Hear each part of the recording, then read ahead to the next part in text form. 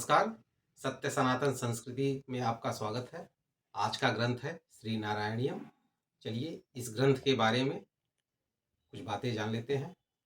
चलिए ग्रंथ को अच्छी तरह से देखते हैं। कोड संख्या है 639। श्रीहरि श्री नारायणीयम सरल भावार्थ सहित। ये गीता प्रेस गोरखपुर से ये पुस्तक छपी है। यहाँ पे भी लिखा हुआ है। यहाँ पे पुस्तक में कुल पृष्ठ हैं 352। बहुत अच्छी सुंदर बाइंडिंग है। संवत 2072 का ये छपा हुआ है। कुल मुद्रण है 25,000। मैंने ये प्रयाग संगम मेला से इसे लिया था। उस समय इसका मूल्य 50 रुपये था। अभी 70 रुपये है।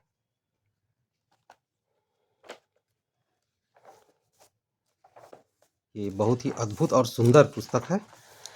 पुस्तक के बारे में एक छोटा सा यहाँ पे नम्र निवेदन है और इसमें पुस्तक के बारे में एक अच्छी सी जानकारी भी प्राप्त हो जाती है।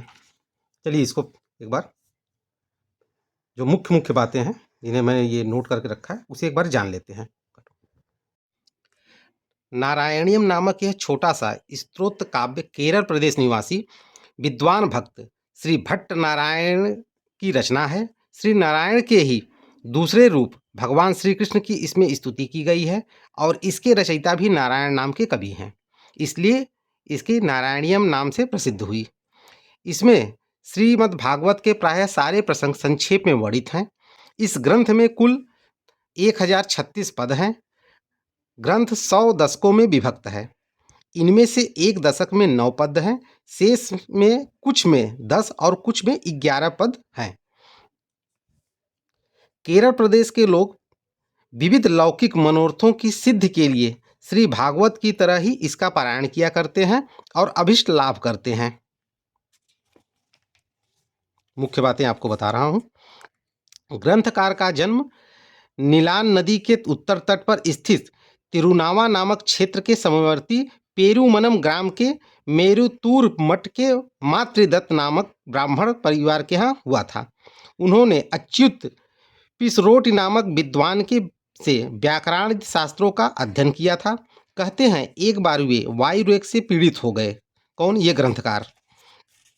उस समय उन्होंने प्रतिदिन इस स्तोत्र के एक एक दशक की रचना करके केरल के सुप्रसिद्ध गुरुवायूर मंदिर के प्रतिष्ठित भगवान श्री कृष्ण को निवेदित किया और ग्रंथ पूरा होते होते ये पूर्ण स्वस्थ हो गए।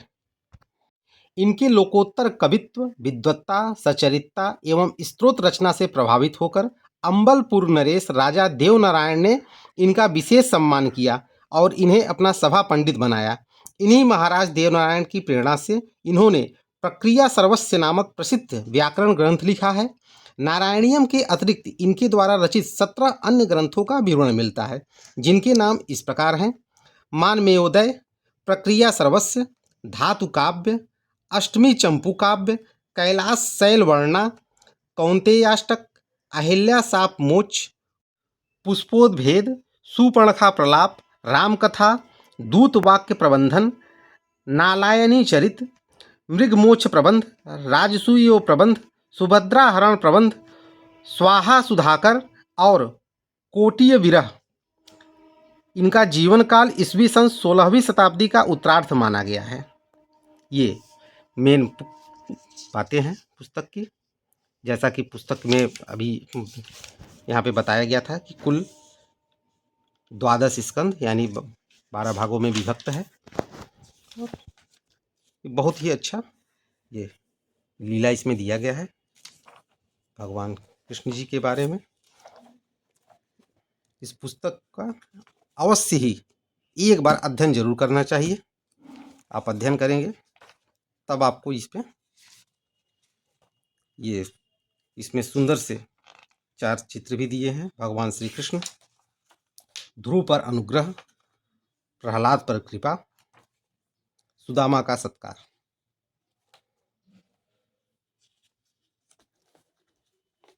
अगले वीडियो में एक नए ग्रंथ के साथ आपसे फिर मिलेंगे। तब तक के लिए नमस्कार।